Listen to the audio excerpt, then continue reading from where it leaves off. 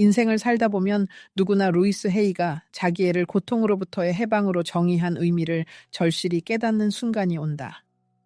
우리는 얼마나 자주 감정적 의존이라는 함정에 빠져 마땅히 받아야 할 것보다 적게 받으면서도 감당할 수 있는 것보다 더 많은 관계에 갇히게 되는가?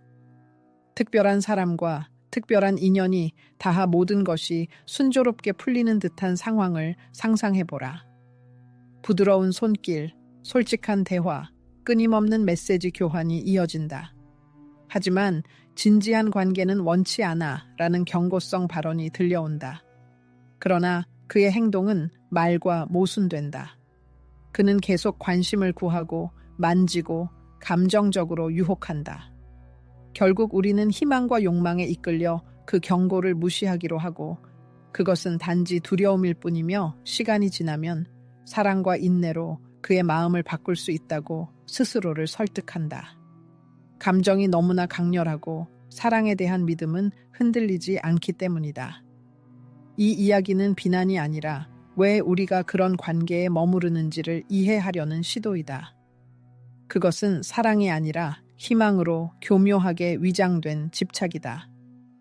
우리가 미래를 꿈꾸는 동안 그는 의무와 헌신은 피하면서도 동행, 관심, 섹스, 감정적 지지, 끊임없는 애정과 같은 관계의 모든 이점을 누리고 아무것도 되돌려주지 않는다. 루이스 헤이는 사랑은 자기 존중에서 시작된다고 말했다. 하지만 우리를 소중히 여기지 않는 곳에 머물면서 만찬을 기대하며 부스러기에 만족할 때 어떻게 존중을 말할 수 있을까? 이것은 감정적 배신과 다름없다. 자기 기만이 고통스러운 순환을 어떻게 유지하는지, 누가 주기만 하고 누가 받기만 하는 감정적 게임을 어떻게 알아차릴 수 있는지에 대해 생각해보자. 상처 주지 않고 품위 있게 충분하다라고 말하는 법을 배우는 방법은 무엇일까? 결국 누군가가 우리와 같은 것을 원하지 않는다면 그것은 그의 권리이다. 그러나 우리에게는 떠날 권리가 있으며 아무리 고통스럽더라도 그 결정은 자신에 대한 가장 큰 사랑의 행위가 될 수 있다. 마음의 준비를 하라. 이것은 단순한 성찰이 아니라 인생을 근본적으로 바꿀 수 있는 감정 수업이다. 새로운 관계가 시작될 때 세상은 마법의 베일에 쌓인 무지개 빛깔로 보인다. 공기 중의 감도는 에너지는 이전과는 완전히 다른 특별한 느낌을 준다. 선택된 사람은 당신의 모든 말에 귀를 기울이고 그의 시선은 당신의 영혼 깊숙이 침투하며 그는 기꺼이 마음속 깊이 숨겨진 과거의 기억, 치유되지 않은 상처와 같은 비밀을 공유한다. 이 순간, 이것은 단순한 찰나의 끌림이 아니라 그 이상 진정한 깊은 관계라는 착각이 든다.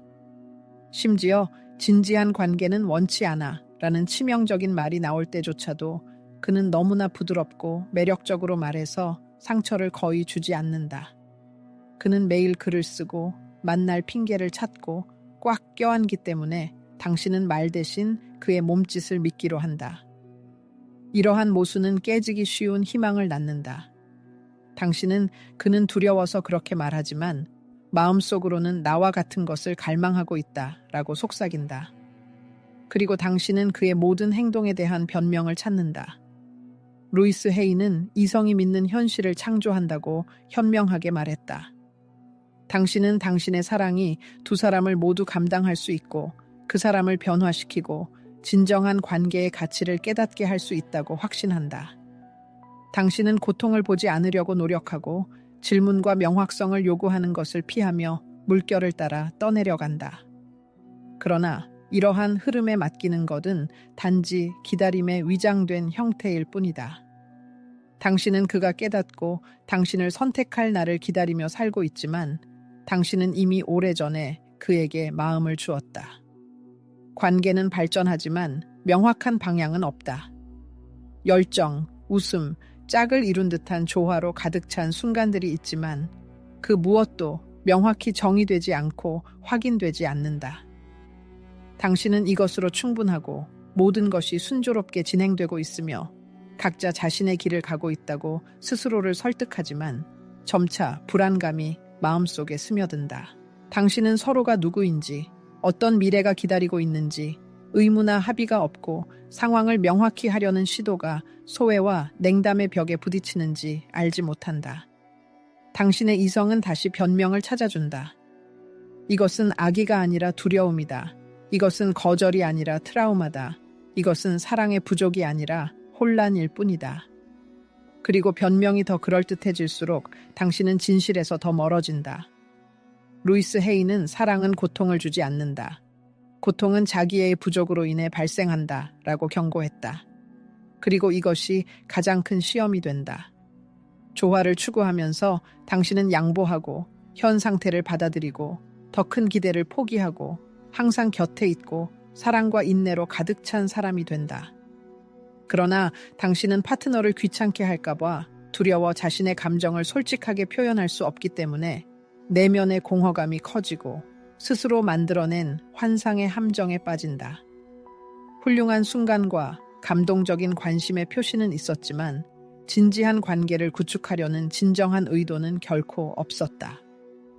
당신이 관계의 시작이라고 생각했던 것은 다른 사람에게는 편리한 오락일 뿐이었다. 이것이 초기 단계의 감정적 함정이다. 견고한 관계로 보이는 것이 실제로는 편리함일 뿐이다. 당신은 마음을 주지만 그는 단지 잠시 동안만 잡고 있을 뿐이다. 당신이 무관심해서가 아니라 당신과 오래 함께할 계획이 없었기 때문이다.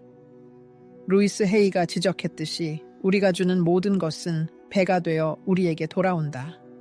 그러나 내면의 공허감에서 준다면 공허감만 더 커질 뿐이다. 당신의 경우 사랑을 갈망하며 주지만 사랑의 작은 표현만 받을 뿐이다. 이 쓰라린 진실을 인정하는 것은 패배가 아니라 명확성을 얻는 것이다. 그리고 바로 이 명확성에서 치유의 길이 시작된다. 누구도 감히 소리내어 말하지 않는 진실이 하나 있다. 어떤 사람이 진지한 관계를 원치 않는다고 말할 때 그것은 종종 당신과 함께하고 싶지 않다는 의미가 아니라 감정적 책임을 지고 싶지 않지만 당신이 주는 모든 혜택을 누리고 싶다는 의미이다. 그리고 당신은 적지 않은 것을 준다. 당신의 시간, 관심, 부드러움, 보살핌을 준다. 당신은 당신의 몸, 당신의 동행, 지지의 말과 관심의 표현을 공유한다. 당신은 기꺼이 듣고 안아주고 힘든 시기에 곁에 있어준다. 당신은 무한한 이해, 무한한 인내와 무조건적인 사랑을 보여준다. 당신은 그 사람이 당신의 가치를 언젠가는 깨달을 것이라는 희망을 품고 자신을 아낌없이 준다. 그리고 당신이 주는 동안 그는 받는다. 당신이 항상 곁에 있고 언제든지 도울 준비가 되어 있기 때문에 의무, 약속과 노력 없이 받는다. 그래서 당신은 무심코 한 플레이어만 배팅하고 다른 플레이어는 프로세스를 즐기면서 플레이하는 감정적 게임에 빠지게 된다. 루이스 헤이가 현명하게 지적했듯이 자기의 부족은 사랑으로 오인도에는 모든 것을 받아들이는 문을 열어준다. 그리고 우리는 바로 그러한 그림을 본다. 헌신적인 헌신과 진정한 사랑, 찰나의 관계와 깊은 상호 관계, 빈약한 관심과 진심 어린 감정 사이에 불행한 혼란이 일어난다. 이러한 관계는 한 파트너가 자신의 감정과 자원을 아낌없이 쏟아붓고 다른 파트너는 자신의 참여 정도를 능숙하게 조절하는 불균형한 저울과 같다. 때로는 그는 가까워 보이고 칭찬을 퍼붓고 마치 진정한 것처럼 사랑을 나누고 손을 잡고 당신이 그의 세상의 중심인 것처럼 숭배하는 눈으로 당신을 바라본다. 그러나 그가 당신의 개방성을 믿자마자 그는 마치 관계를 일시 중지하는 것처럼 즉시 물러서고 응답을 지연하고 마지막 순간에 계획을 취소하고 당신이 환상을 품지 않도록 아무것도 약속하지 않았다고 상기시킨다. 그리고 당신은 혼란에 빠진다. 무엇이 변했을까? 일주일 전 그는 너무나 관심을 보이는 것 같았는데 그러나 실제로 아무것도 변하지 않았다. 그는 당신이 더 많은 것을 요구할 엄두를 내지 못하도록 친밀감을 능숙하게 조절하고 있을 뿐이다. 이것은 당신을 곁에 두기에는 충분하지만 앞으로 나아가기에는 결코 충분하지 않은 전형적인 이기적인 게임이다. 그는 당신이 도망가지 않도록 충분히, 하지만 안전하다고 느끼기에는 충분하지 않도록 약의 양을 조절하는 의사처럼 당신의 감정을 가지고 놀고 있다. 그리고 당신은 환상에 사로잡혀 이번에는 모든 것이 다를 것이라고 계속 희망한다. 이 고통스러운 게임은 당신의 끊임없는 가용성과 당신이 스스로 부추기는 환상이라는 두 가지 기둥에 달려 있다. 당신은 사랑에는 희생이 필요하고 당신이 더 이해심 있고 인내심 있고 관대하다면 그는 반드시 그것을 인정할 것이라고 믿는다. 그러나 그는 당신의 노력을 보지 못하고 보고 싶어 하지도 않는다. 그러한 모습이 그에게 편리하기 때문이다. 당신은 그의 감정적 안식처, 그의 안전한 피난처, 그의 성적 배출구, 그의 개인적인 조언자이자 심리치료사, 그의 끊임없는 에너지원이다. 당신은 그의 우선순위가 아닐 뿐 그 무엇이든 될 수 있다. 그리고 이것은 천천히, 그러나 확실히 당신을 내부로부터 파괴하고 있다. 루이스 헤이는 우리에게 가장 큰 고통을 주는 사람들은 우리 자신이 그들에게 권력을 주었기 때문이다 라고 경고했다. 그리고 이 경우 당신은 기꺼이 당신을 돌보지 않고 당신을 선택하지 않고 당신을 그의 계획에 포함시키지 않지만 당신의 헌신에서 엄청난 이익을 얻는 사람에게 당신의 마음을 열고 있다. 그렇다. 그는 당신을 감정적으로, 육체적으로, 에너지적으로 이용하고 있고 당신은 모든 것을 사랑으로 위장하면서 그가 그렇게 하도록 허용하고 있다. 당신은 혼자 남는 것보다 절반이라도 곁에 있는 것을 선호하고 당신의 관계가 특별하다고 스스로를 설득하지만 실제로는 당신만 그렇게 생각한다. 고통스러운 깨달음이 온다. 당신은 다른 사람에게 동등한 파트너가 아닌 단지 자원일 뿐이다. 당신은 외로움에 대한 일시적인 치료제, 자존감을 높이는 방법, 지루함을 해소하는 방법, 영혼의 공허함을 채우는 방법이다. 그리고 당신의 기능이 완료되면 그는 마치 아무 일도 없었던 것처럼 사라지고 멀어진다. 그리고 그에게 다시 무언가가 필요하면 그는 마치 사라진 적이 없었던 것처럼 쉽게 돌아온다. 이것은 우연이 아니라 일방적인 이익을 위한 구축된 시스템이다. 당신이 이용 가능하고 헌신적이고 모든 것을 줄 준비가 되어 있는 한 이 시스템은 계속 번창할 것이다. 오직 받기만 하는데 익숙한 사람들에게 이상적이기 때문이다. 그리고 가장 씁쓸한 것은 당신이 더 많이 줄수록 당신의 가치는 더 낮아진다는 것이다. 당신이 사랑받을 자격이 없어서가 아니라 그 사람이 당신의 감정의 깊이를 측정할 수 없기 때문이다. 그는 대가 없이 얼마나 더 얻을 수 있는지 평가할 뿐이다. 그는 당신의 인내심의 한계를 시험하고 있고 당신은 그것을 알아차리지 못한 채 하나씩 지워나가고 있다. 루이스 헤이는 당신이 자신을 소중히 여길 때 세상이 그것을 보고 존중한다고 상기시킨다. 역학은 당신 자신이 변할 때만 변할 것이다. 의무를 지고 싶어 하지 않는 사람에게 감정적으로 이용 가능하지 않게 될 때, 상호 관계가 없는 사랑은 숭고함이 아니라 자신에 대한 배신이라는 것을 깨달을 때, 이 쓰라린 진실을 인정하는 것은 패배가 아니라 깨어나는 것이다. 그리고 깨어나는 것은 더 건강하고 의식적이고 당신에게 합당한 감정적인 삶을 향한 첫걸음이다. 환상은 끝났다. 모든 감정적 불균형의 이야기에는 내면의 무언가가 부서지는 전환점이 온다. 다른 사람이 변하는 것이 아니다. 당신은 무관심의 새로운 표현이 나타날 때마다 무너지는 환상을 더 이상 지탱할 수 없게 되었을 뿐이다. 당신은 이전에는 보지 않으려고 노력했던 패턴을 알아차리기 시작한다. 이 사람은 위로, 친밀함, 동행, 관심 등 그에게 필요한 것이 있을 때만 나타난다. 그러나 당신에게 지원, 이해, 의무 또는 정직한 답변이 필요할 때 그는 사라지고 주제를 피하고 당신을 피한다. 그리고 이번에는 더 이상 변명을 찾을 수 없다. 이전에는 진정시켜 주었던 그는 혼란스러워하고 시간이 필요하고 압박하는 것을 두려워한다 라는 설명은 더 이상 통하지 않는다. 이전에는 복잡하고 혼란스러워 보였던 것이 이제는 매우 명확해 보인다. 그는 관심이 없다. 상호 관계가 없다. 당신은 우선순위가 아니다. 루이스 헤이가 말했듯이 때로는 우리가 사랑으로 받아들이는 것은 단지 고통받는 습관일 뿐이다.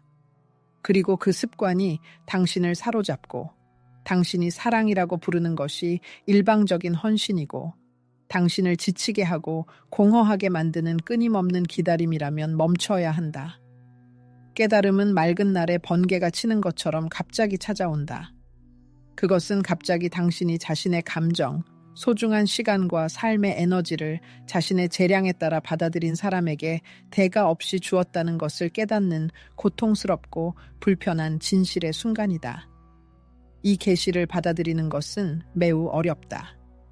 처음에는 이성이 일어나는 일을 믿기를 거부하고 그 후에는 고통스러운 성찰과 상황에 적응하려는 시기가 온다.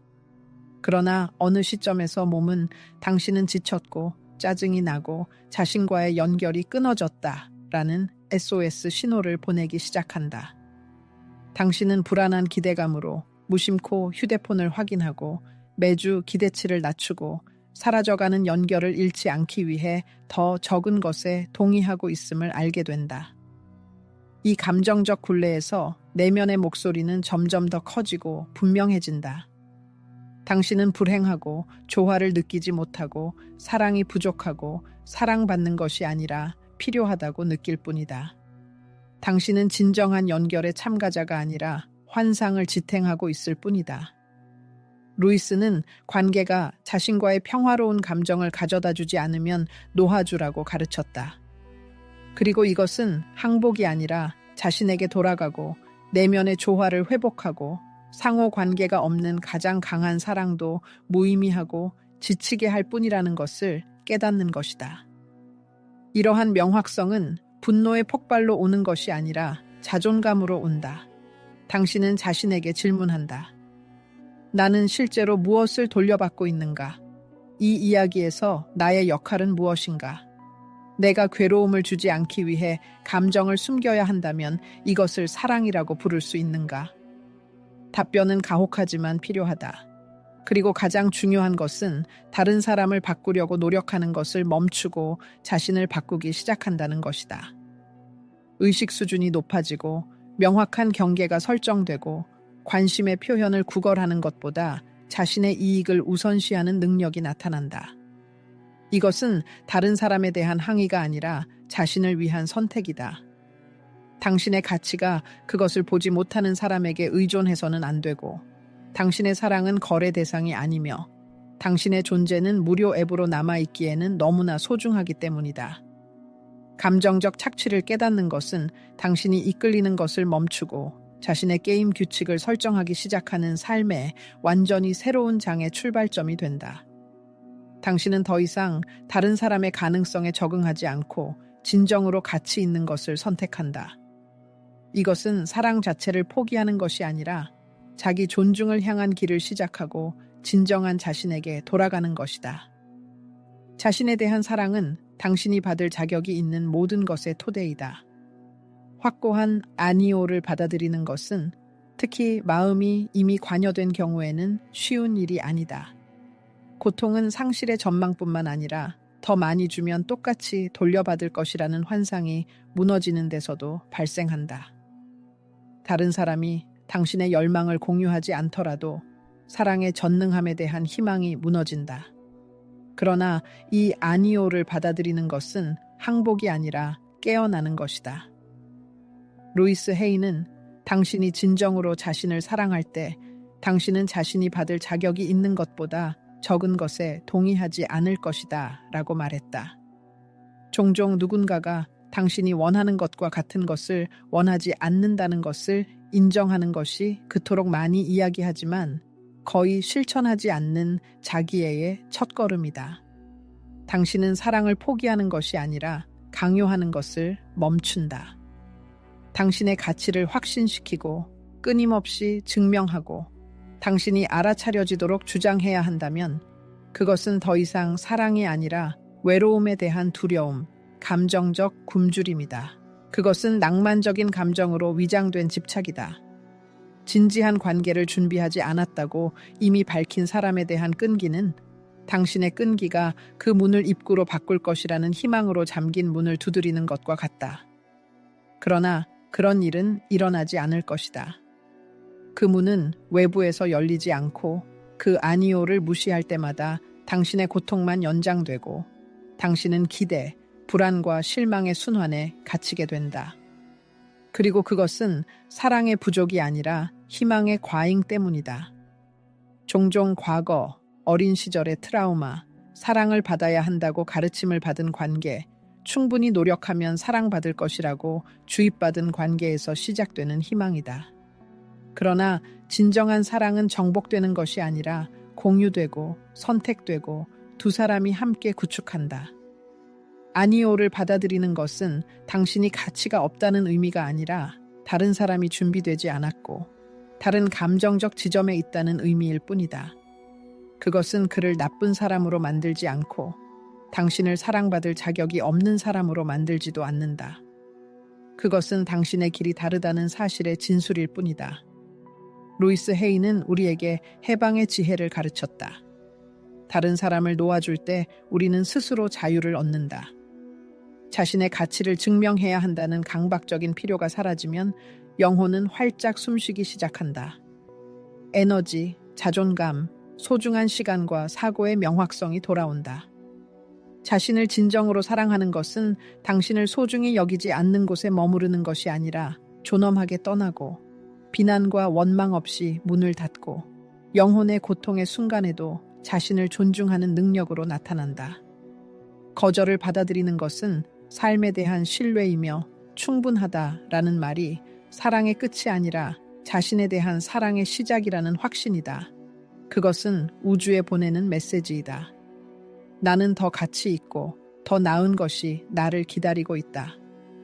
그것은 대기 모드를 벗어나 진정한 자신에게 돌아가는 것이다. 그것은 성숙하고 정직하고 의식적인 행동이다. 다른 사람에 대한 사랑이 강렬할 수 있지만 상호 관계가 없다면 충분하지 않다는 것을 인정하는 것이다.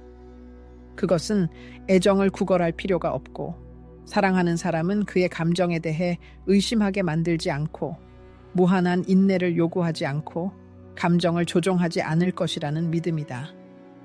아니오를 받아들이는 것은 자신을 구하고 자신의 중심으로 돌아가고 힘을 얻고 자신에게 말하는 것이다. 나는 누구 때문에 자신을 잃지 않을 것이다. 나는 번성하는 곳에 있을 것이고 그것이 진정한 사랑이다. 당신의 욕망이 일치하지 않는다는 것을 깨달은 후에는 중요한 단계, 즉 거리가 생기는 단계가 온다. 그러나 분노와 비난에 의해 지시된 충동적인 것이 아니라 의식적이고 존엄한 것이다. 그것은 추격을 유발하기 위해 나는 간다 라고 외치는 것이 아니라 불필요한 설명 없이 조용히 떠나는 것에 관한 것이다. 루이스 헤이가 말했듯이 당신의 에너지가 말보다 더 크게 말한다. 내면의 상태가 변하고 감정적 가용성이 사라지면 다른 사람은 말없이도 그것을 느낀다. 의식적인 거리는 사소한 것에서 나타난다. 즉시 응답하고 항상 연락을 유지하고 응답하고 만나고 주는 시기를 선택하기 시작한다. 더 이상 자발적인 계획을 받아들이지 않고 다른 사람의 가용성에 적응하지 않고 처벌하기 위해서가 아니라 자신의 세계를 보호하기 위해서이다. 존재가 그것을 소중히 여기지 못하는 사람에게 보상이 되어서는 안 된다는 것이 분명해지기 때문이다. 이것은 조작이 아니고 질투심을 유발하려는 시도가 아니라 당신이 진정한 것을 걸었던 유일한 게임에서 벗어나는 것이다. 그것은 공동의 미래를 건설할 계획이 없는 곳에 투자를 중단하기로 한 결정이다. 그러한 침묵은 불편함을 준다. 그는 자동적인 예, 무조건적인 헌신, 보장된 존재에 익숙해져 있기 때문이다. 그리고 이제 당신이 없으면 그는 공허함을 느낀다. 그리고 이 공허함 속에서 그는 이전에는 당연하게 여겼던 것을 볼 수도 있다. 아니면 아닐 수도 있고 완전히 사라질 수도 있지만 심지어 그것조차도 답이다.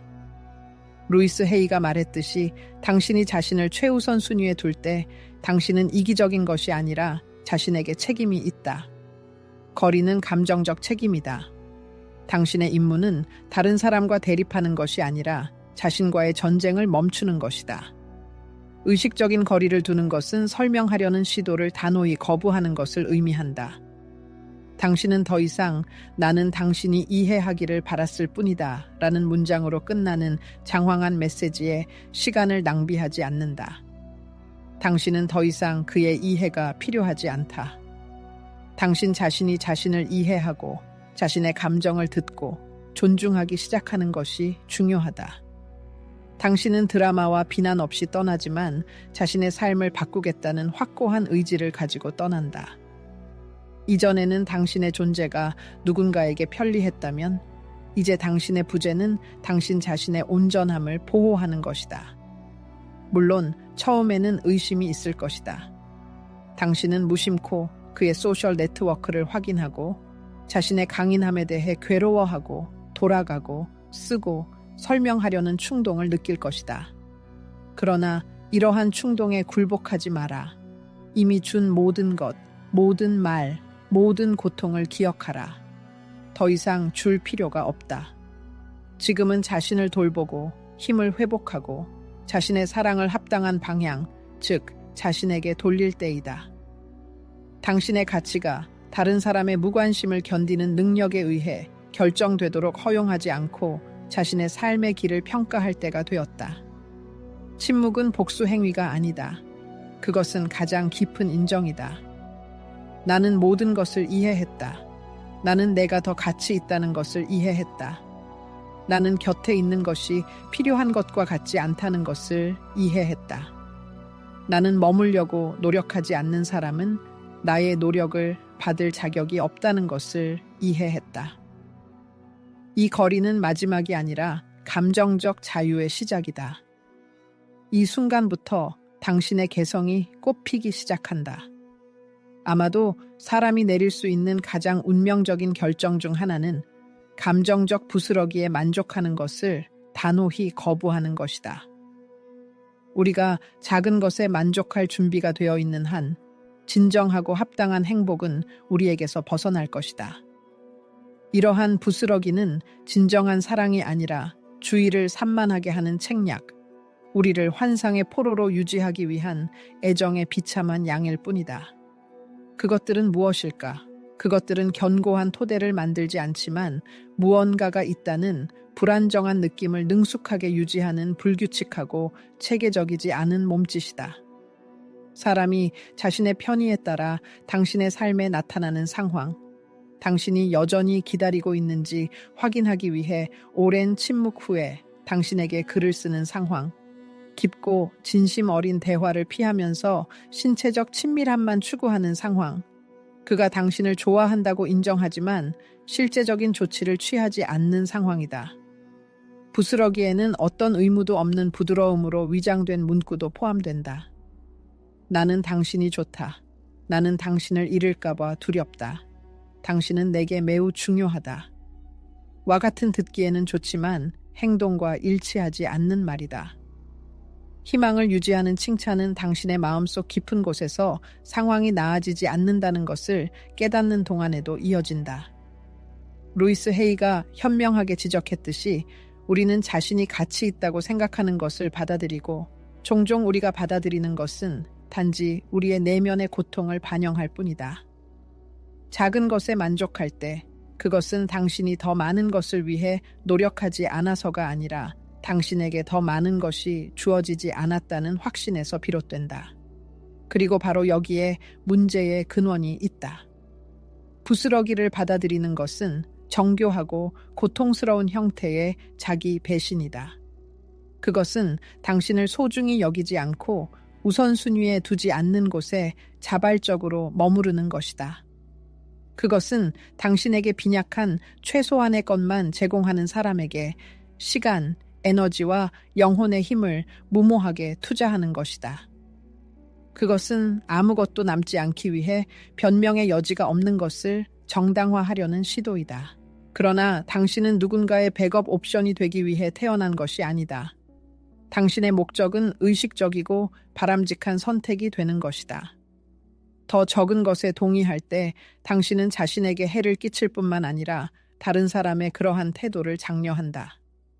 당신은 그들에게 당신에게 하찮은 것을 줄 수 있지만 여전히 당신의 관심을 유지할 수 있고 확실성을 피하고 의무를 회피하고 곁에 있지 않아도 여전히 당신이 기다릴 것이라고 가르친다. 이것은 사랑이 아니라 감정적 연결로 위장된 권력 게임이다.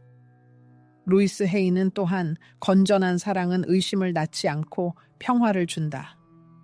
당신이 경험하는 것이 불안, 혼란과 대답 없는 많은 질문으로 가득 차 있다면 당신은 사랑의 공간에 있는 것이 아니라 감정적 의존에 있는 것이다 라고 말했다. 그리고 이 의존은 제때 멈추지 않으면 점차 당신을 삼킬 것이다. 당신이 부스러기를 거부하기로 단호한 결정을 내릴 때 당신은 자신의 가치와 정직함에서 비롯된 삶을 살기 시작한다. 당신은 진정한 애착과 사리사욕을 구별하는 법을 배운다. 당신은 진정으로 당신을 사랑하는 사람은 오랜 침묵으로 바뀐 감정의 섬광이 아니라 꾸준히 자신을 드러낸다는 것을 깨닫는다. 그는 당신을 우선순위에 두고 당신의 삶에 참여하고 관계에 참여하고 당신을 그의 감정에 대해 의심하게 만들지 않는다. 그렇다. 그러한 결정을 내리는 것은 어려울 수 있다. 오랫동안 아무것도 받지 못했다면 작은 것을 거부하는 것은 벅찬 일처럼 보일 수 있지만 그것은 깊은 변화의 시작이 될 것이다. 당신이 자신의 요구 사항의 기준을 높이지 않으면 아무도 당신을 위해 그렇게 하지 않을 것이기 때문이다. 당신이 스스로를 합당하게 평가하지 않으면 다른 사람들은 당신을 대하는 방법을 모를 것이다. 당신은 부스러기가 아니라 어떤 거의도 없이, 변명도 없이, 절반의 애착과 감정적 혼란도 없이 진정하고 완전하고 튼튼한 사랑을 받을 자격이 있다. 자신에게 말할 때가 되었다. 더 이상은 안 돼. 당신은 분명하고 헌신적이며 변함없는 사랑을 받을 자격이 있습니다. 불안이 아닌 평온함을 주고 도망치지 않고 곁에 머물며 부스러기를 던져주는 대신 진실한 사랑의 풍성한 식탁을 함께 나누자고 초대하는 사랑 말입니다. 고통스러운 의존의 끈이 끊어지고 부스러기에 만족하는 것이 더 이상 견딜 수 없다는 것을 깨달을 때 전환점이 찾아옵니다. 타인의 기대가 아닌 자신의 존엄성이라는 거울 속에서 자신을 재평가하는 것이죠. 당신이 더 이상 관심과 인정을 구걸하지 않는 바로 그 순간 의식적인 자기 선택이 시작되고 이는 당신의 감정적 삶에서 새로운 장의 시작을 알립니다. 가장 먼저 느껴지는 변화는 당신의 에너지의 변모입니다. 더 이상 지치게 만드는 결핍의 진동은 사라지고 자신감 넘치는 자족의 빛으로 대체됩니다. 이전에는 간청으로 가득 찼던 당신의 눈빛은 이제 확인받을 필요 없는 자신의 가치에 대한 지식을 발산합니다. 루이스 헤이의 말이 떠오릅니다. 자신에 대한 존중은 모든 결정, 모든 설정된 경계, 당신의 내면 세계를 보호하는 모든 현명한 침묵에서 드러나는 초석이라고 선언합니다. 자신의 가치관에 비추어 자신을 재해석하는 것은 자신의 감정에 대한 끝없는 변명을 멈추는 것을 의미합니다. 더 이상 진지한 관계에 대한 당신의 진심 어린 열망을 누군가에게 설득할 필요가 없습니다. 당신은 더 이상 설명을 하느라 목소리를 낭비하지 않습니다. 진심으로 당신 곁에 있고 싶어 하는 사람은 당신의 애원에 귀 기울일 필요가 없다는 것을 깨닫기 때문입니다. 그는 그냥 곁에 머물 것입니다. 이 과정은 또한 자신의 욕망을 결정하지 못한 사람들을 쫓는 것을 멈추는 것을 의미합니다. 당신은 더 이상 누군가가 어둠 속에 머물기를 선호한다면 당신의 빛을 보게 하려고 노력하지 않습니다. 사랑은 흥정의 대상이 아니며 구걸하거나 요구하는 것이 아닙니다. 사랑은 주는 것이고 쌓는 것이며 느끼는 것입니다. 만약 그 감정이 없다면 위선은 용납할 수 없습니다. 이러한 제 포지셔닝은 냉담함의 표현이 아니라 존엄성의 표현이며 무관심이 아니라 명확함입니다. 당신은 의식적으로 당신의 가치가 주변 사람들의 인정에 달려있지 않도록 거부합니다. 당신의 사랑은 값을 매길 수 없는 보물이지 사랑받을 자격을 얻기 위해 갚아야 할 빚이 아니라는 단순한 진리를 깨닫기 때문입니다. 루이스 헤이는 당신이 자신을 소중히 여길 때 다른 사람들도 그것을 알아차립니다. 그리고 그것을 알아차리지 못하는 사람들은 그냥 떠나갑니다. 그리고 그것은 최선입니다. 왜냐하면 새롭게 태어난 당신은 놓아주는 것을 두려워하지 않고 침묵을 두려워하지 않으며 영혼의 평화를 얻는 것을 의미한다면 외로움을 두려워하지 않기 때문입니다. 라고 설득력 있게 주장했습니다. 당신은 선택하는 법을 배우고 더 이상 아무 때나 모든 사람에게 이용 가능하지 않습니다. 당신은 주의 깊게 관찰하고 자신의 직관에 귀를 기울이기 시작합니다. 더 이상 아름다운 말에 현혹되지 않고 일관된 행동을 선호합니다.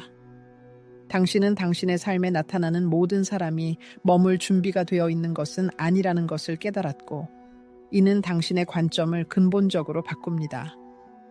당신의 에너지는 자석처럼 변하여 성숙한 사람들, 건강한 관계, 굳건한 유대를 끌어당깁니다. 당신은 더 이상 결핍에서 행동하지 않고 내면의 풍요로움에서 행동합니다. 덧없는 관심으로 공허함을 채울 필요가 사라집니다. 이제 당신은 스스로 내린 결정, 개인적인 프로젝트, 당신의 삶에서 가장 중요한 관계인 자신과의 관계로 자신을 채웁니다.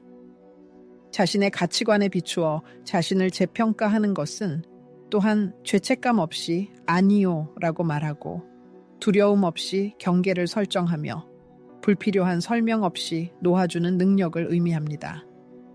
당신은 모든 상실이 손실인 것은 아니며 당신의 가치를 알아보지 못한 사람들을 놓아줌으로써 그것을 알아볼 사람과의 만남을 위한 문을 열어준다는 것을 깨닫습니다. 자신을 사랑하는 것은 다른 사람들보다 높아지는 것이 아니라 자신이 받을 자격이 있는 것보다 적은 것에 만족했던 자신보다 높아지는 것입니다. 과거에 받은 교훈에 감사하며 바라보되 이전의 실수를 반복하지 않겠다는 확고한 결의를 다지는 것입니다. 가치에 따른 자신 재포지셔닝은 복수나 자부심이 아니라 치유의 자연스러운 결과이며 사랑을 구걸하는 데 지쳐서 당신의 마음은 통행로가 아니라 신성한 사원이라는 것을 깨닫는 것입니다. 그리고 만약 누군가가 그것을 보지 못한다면 그는 당신의 사람이 아닙니다. 이제 당신은 자신이 누구인지 정확히 알고 있으며 결코 더 적은 것에 동의하지 않을 것입니다. 우리를 아프게 하는 모든 사람이 악의를 가지고 그렇게 하는 것은 아닙니다. 종종 정신적인 상처의 원인은 악의가 아니라 감정적 미성숙, 내면의 혼란, 치유되지 않은 정신적 상처로 인해 견고한 관계를 구축할 수 없는 무능력입니다. 오늘 진지한 관계를 원하지 않는다고 말하지만 내일은 끈기 있게 만남을 추구하고 당신이 그들의 전부인 것처럼 껴안지만 의무에 대한 언급에는 거리를 두고 관심을 보이다가 내면적으로 멈추는 등 감정이 불안정한 사람들을 만나게 됩니다. 루이스 헤이가 말했듯이 우리는 다른 사람들을 바꿀 수 없지만 그들에 대한 우리의 반응은 바꿀 수 있습니다.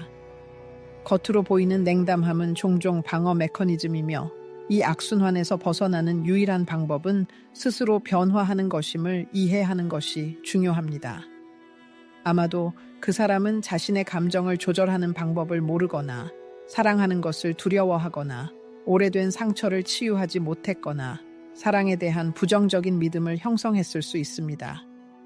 당신의 개방적인 감정적 존재가 그 사람에게 너무 강렬한 경험을 활성화시켰을 수도 있습니다.